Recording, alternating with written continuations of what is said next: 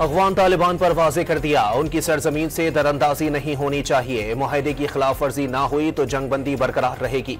वज़ीर दिफा ख्वाजा आसिफ का गैर मुल्की खबर एजेंसी को इंटरव्यू। चीन का पाकिस्तान और अफगानिस्तान के दरमियान जंगबंदी मुआहदे का खैर मकदम। चीन दोनों मुल्कों के ताल्लुकात में बेहतरी के लिए किरदार अदा करता रहेगा। चीनी वजारत खारजा के तर्जुमान का बयान। सऊदी वजारत खारजा ने भी पाक अफगान सीज फायर को खुशाइंद करार दे दिया।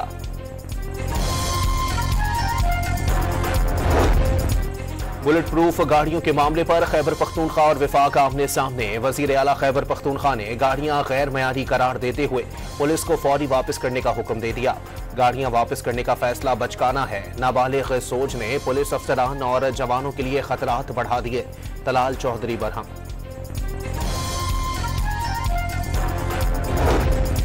वजीर आजम की हिंदू बरादरी को दिवाली की मुबारकबाद। मुल्क की तरक्की और दिफा के लिए खिदमात को सराहा। दिवाली का केक भी काटा। और बहरीन में यूथ एशियन गेम्स का मेला। भारत ने कबड्डी इवेंट में पाकिस्तान को 26 के मुकाबले में 81 पॉइंट से हरा दिया। नो हैंडशेक की रिवायत बरकरार।